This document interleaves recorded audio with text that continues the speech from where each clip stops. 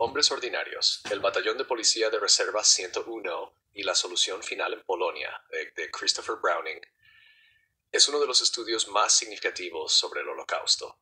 Publicado en 1992, el libro examina cómo una unidad de hombres alemanes de mediana edad, en su mayoría ciudadanos comunes, se convirtió en participantes activos en las ejecuciones masivas y deportaciones de judíos en la Polonia ocupada por los nazis durante la Segunda Guerra Mundial.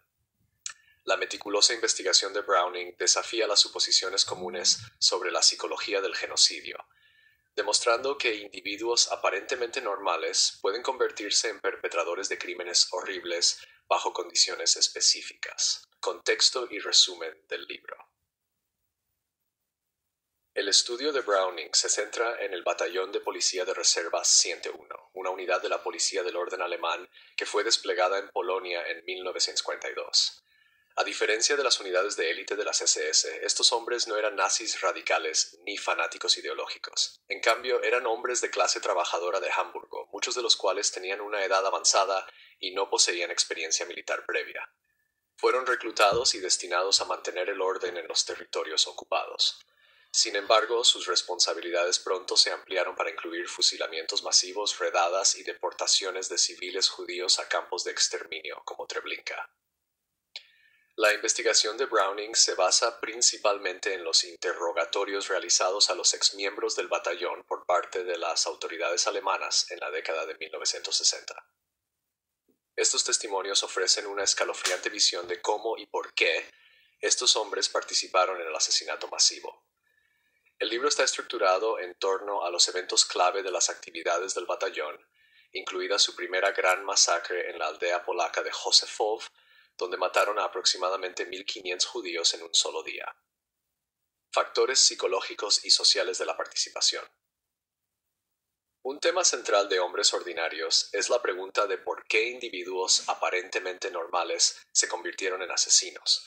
Browning sostiene que su transformación no se debió a un fanatismo ideológico profundo, sino a una combinación de presiones sociales y psicológicas. Obediencia a la autoridad.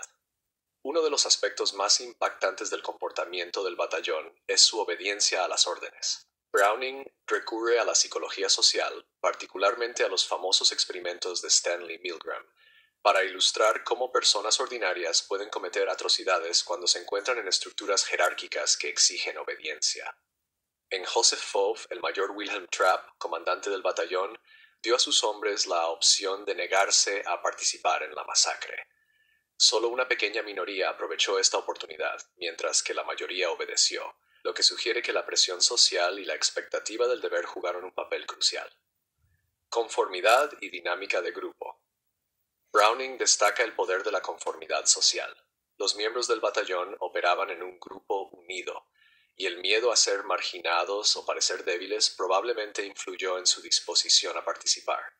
Muchos hombres admitieron posteriormente que no querían matar, pero lo hicieron porque no querían destacar. La idea de masculinidad y lealtad al grupo reforzó aún más esta presión. Deshumanización y desconexión moral. Con el tiempo, los hombres del Batallón de Policía de Reserva 101 se desensibilizaron ante la violencia. Su horror inicial al ejecutar judíos gradualmente dio paso a un asesinato rutinario. Este proceso fue facilitado por la propaganda nazi, que presentaba a los judíos como enemigos subhumanos. Además, los perpetradores a menudo enmarcaban sus acciones como el cumplimiento de órdenes en lugar de tomar decisiones morales, lo que les permitía distanciarse de la responsabilidad personal. Eventos clave en la historia del batallón. La masacre de Józefów. La primera gran operación de asesinato del batallón tuvo lugar el 13 de julio de 1942 en Józefów. Antes de la masacre, el mayor Trapp apareció angustiado y supuestamente lloró mientras transmitía la orden de matar a todos los hombres, mujeres y niños judíos. A pesar de esta reacción emocional, no desobedeció la orden ni impidió que sus hombres llevaran a cabo los asesinatos. El proceso fue espantoso. Los hombres dispararon a sus víctimas a corta distancia en la parte posterior de la cabeza, lo que provocó un enorme estrés psicológico.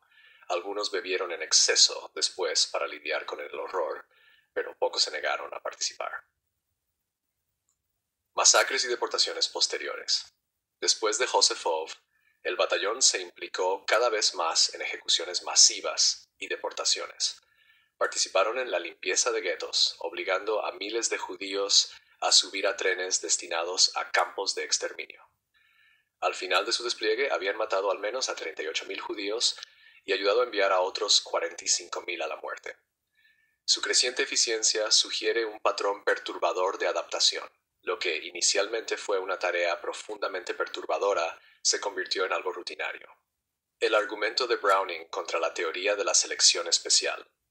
Uno de los aspectos más críticos de Hombres Ordinarios es el desafío de Browning a la idea de que solo individuos especialmente brutales o ideológicamente comprometidos participaron en el Holocausto.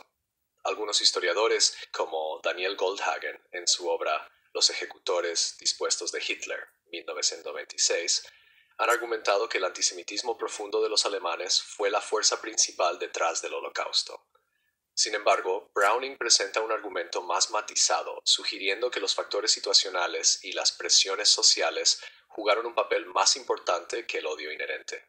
El trabajo de Browning se alinea con estudios más amplios sobre el genocidio, indicando que la mayoría de los perpetradores no son monstruos sádicos, sino personas ordinarias que, bajo ciertas condiciones, cometen crímenes extraordinarios. Esta conclusión es profundamente inquietante, ya que implica que el genocidio no es una anomalía de maldad extrema, sino un fenómeno humano recurrente facilitado por estructuras jerárquicas, la obediencia y la desconexión moral.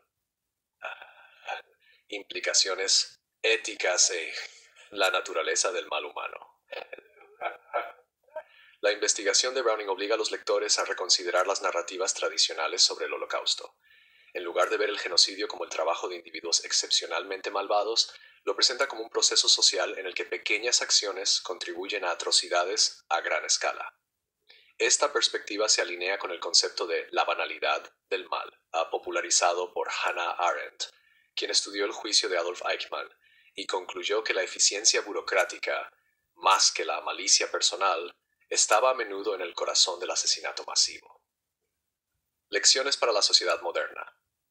Las conclusiones de Hombres Ordinarios no solo tienen relevancia histórica, sino que también son profundamente relevantes para comprender cuestiones contemporáneas, como los crímenes de guerra, los regímenes autoritarios y el genocidio. El libro advierte que, bajo ciertas condiciones, el miedo, la autoridad y la deshumanización pueden hacer que casi cualquiera se convierta en cómplice de atrocidades.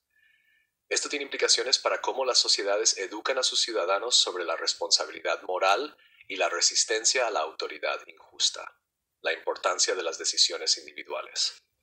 Aunque Browning destaca el poder de las presiones sociales y psicológicas, también subraya que las decisiones individuales importan. Algunos miembros del Batallón 101 se negaron a matar, y aunque enfrentaron presión de sus compañeros, no fueron ejecutados ni severamente castigados por su desobediencia.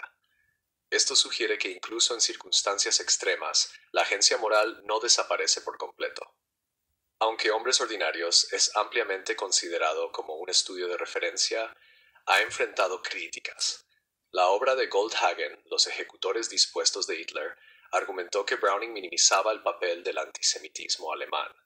Goldhagen sostuvo que los miembros del batallón no solo eran participantes pasivos, sino que buscaban activamente matar a los judíos debido a un odio racial arraigado. Sin embargo, Browning responde que, aunque el antisemitismo estaba presente, no explica completamente la disposición de estos hombres a matar. Si solo la ideología fuera el motor principal, más hombres habrían rechazado la oferta del mayor Trapp de apartarse en Josefov. Otros académicos han debatido la medida en que los hallazgos de Browning pueden generalizarse a otros perpetradores del Holocausto. Algunos argumentan que el batallón de policía de reserva 101 era único en su composición y que las unidades de élite de las SS estaban más comprometidas ideológicamente. Sin embargo, el análisis de Browning coincide con otros estudios sobre genocidio, incluidos los estudios sobre el genocidio en Ruanda y las atrocidades en Bosnia, reforzando la idea de que los factores situacionales a menudo superan los compromisos ideológicos en la motivación de los asesinatos masivos. El trabajo de Christopher Browning, Hombres Ordinarios, sigue siendo uno de los estudios más convincentes sobre el Holocausto y el comportamiento humano. Al examinar las acciones del Batallón de Policía de Reserva 101, Browning desafía a los lectores a enfrentar verdades incómodas sobre la naturaleza humana, la obediencia y la facilidad con la que individuos ordinarios pueden convertirse en cómplices de atrocidades. Su trabajo sirve como un análisis histórico y una advertencia, recordándonos que las condiciones que llevaron al asesinato masivo en el pasado pueden volver a surgir si las sociedades no mantienen responsabilidades morales y éticas. La importancia del libro va más allá de la Segunda Guerra Mundial, ¿no? Ya que ofrece perspectivas sobre los mecanismos del genocidio moderno y la responsabilidad de los individuos en la prevención de atrocidades. Hombres Ordinarios no es solo un libro de historia, sino una reflexión crítica sobre la capacidad del bien y del mal dentro de cada sociedad humana.